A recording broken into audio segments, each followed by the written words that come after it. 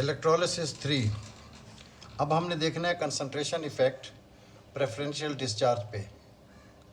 जो इससे पहले वाला लेक्चर था उसमें हमने इलेक्ट्रोकेमिकल सीरीज़ में पोजीशन ऑफ द आयंस का इफेक्ट देखा था कि पोजीशन कितना मैटर करती है इन प्रेफरेंशियल डिस्चार्ज।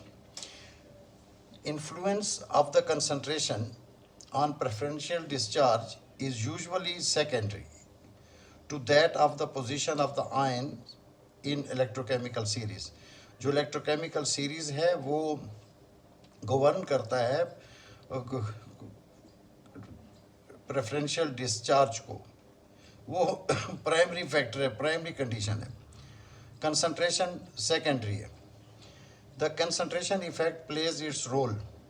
अब ये कंसंट्रेशन इफेक्ट कहाँ आके अपना रोल प्ले करता है?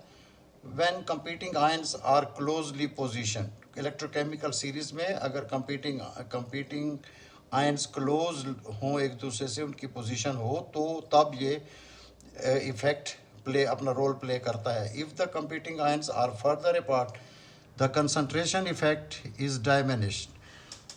इस electrochemical series में थोड़ा सा हम देख लेते हैं इसको। ये electrochemical series है, राइट। इसमें अगर तो दो कंपीटिंग आयंस बिल्कुल करीब करीब हैं, हाइड्रोजन है से टिन है और ये करीब हैं, तो फिर तो कंसंट्रेशन इफेक्ट आ सकता है। If they are far away from each other, जैसे पोटेशियम है, सोडियम है, कैल्शियम है, तो in the presence of this H+ ion, ज़ाहिर है हम एक्वस सोल्यूशन की वो कर रहे हैं, इलेक्ट्रोलिसिस कर रहे हैं, और एक्वस सोल्यूशन में जो हमारे पास वाटर है उसका आयनिक इक्विलिब्रियम में hydrogen 10⁻⁻⁷ moles per decimetre cube और हाइड्रोक्साइड भी 10⁻⁻⁷ moles per decimetre cube concentration होती है, जो all the time is maintained. जो जैसे ये डिस्चार्ज होना शुरू हो जाते हैं वैसे ही more water is ionised to maintain its equilibrium concentration.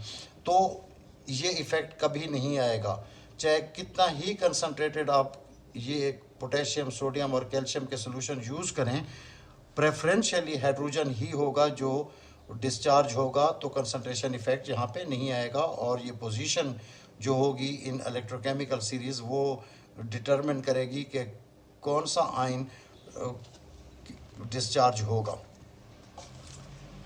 अब हमारे पास यहाँ पे इस सेल को हम देखते हैं, सोडियम क्लोराइड का सोल्यूशन है concentrated H+ ion, OH ion from water. यहाँ पे हाइड्रोजन डिस्चार्ज होगा, यहाँ पे क्लोरीन डिस्चार्ज होगा। इट्स ओके कि ये हाइड्रोजन डिस्चार्ज भी हमने देख लिया उसके इलेक्ट्रोकेमिकल सीरीज़ में भी, कि चाहे इसका कितना कंसंट्रेशन कितनी क्यों ज़्यादा ना हो, कितनी ही ज़्यादा क्यों ना हो, ये सोडियम कभी डिस्चार्ज नहीं होगा इन the presence of H+ ion.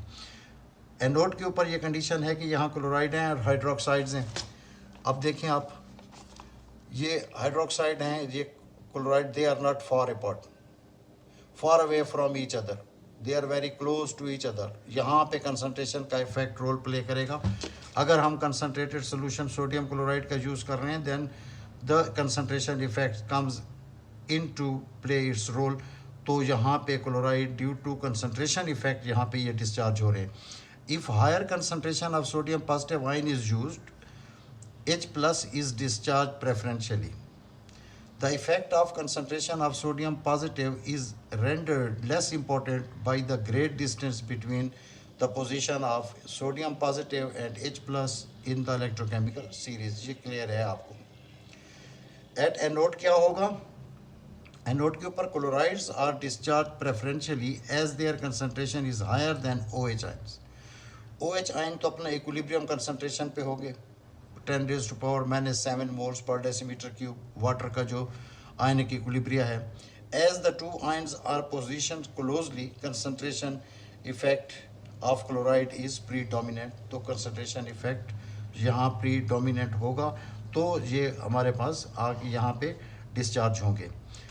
जहन में ज़रूर रखिएगा कि ये ऑल द टाइम आपसे ये सोडियम क्लोराइड की एग्जांपल नहीं पूछी जाएगी, पोटेशियम क्लोराइड का भी पूछा जा सकता है, राइट। तो अकॉर्डिंगली ये एक चीज़ ज़रूर जहन में रहे कि जो हमारे पास मेटल्स हैं और हाइड्रोजन है H+, ये जाएंगे हमेशा कैथोड के ऊपर डिस्चार्ज होंगे, और जो नॉन मेटल्स हैं वो हमारे पास एनोड के ऊपर वो डिस्चार्ज होंगे, अनटिल अनलेस हम कोई रिएक्टिव एनोड यूज़ करें। आगे कॉपर सल्फेट के एग्जांपल्स में हम इसको देखेंगे। It's okay.